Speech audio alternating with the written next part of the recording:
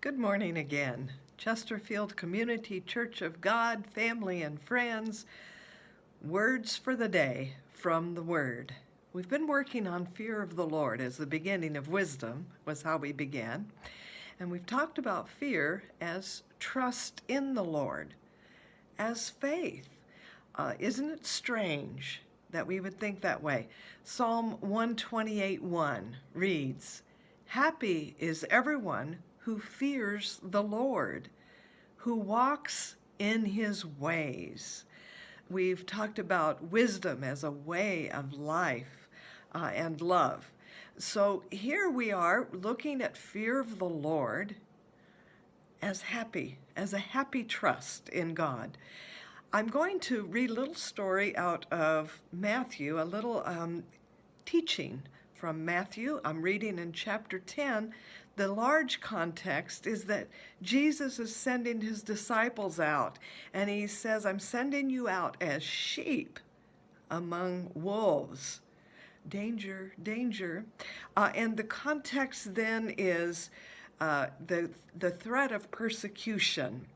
And there's people who are going to be against you, including your family. He's warning them. And then in verse 26, he says, this is chapter 10, he says, "So have no fear of them, for nothing is covered up that will not be uncovered. The truth will be known." And then he goes on in verse 28, "Do not fear those who kill the body, but cannot kill the soul. Rather, fear him, God, who can destroy both soul and body in hell." Then he goes on, but let's start right there. So don't fear these people who can maybe kill your body. Fear God instead. Now, here we are then, immediately following that, he goes another direction. And you remember we talked about the fear of the Lord, the beginning of wisdom, and knowledge of the Holy One is insight. Knowledge of the Holy One is insight. So Jesus goes to knowing or knowledge of the Holy One. "Are not two sparrows sold for a penny?" Verse 29.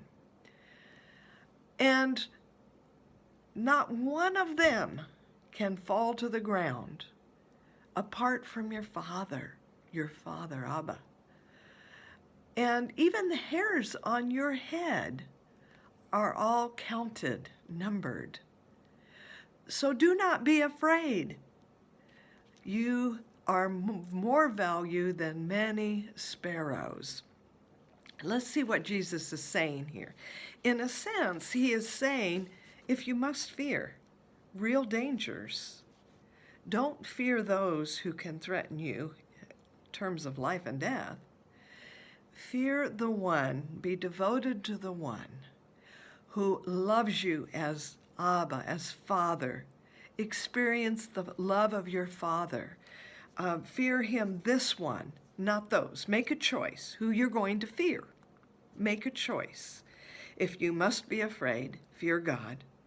But then immediately know God as your Father, the one who values you even more than sparrows, who knows every hair on your head.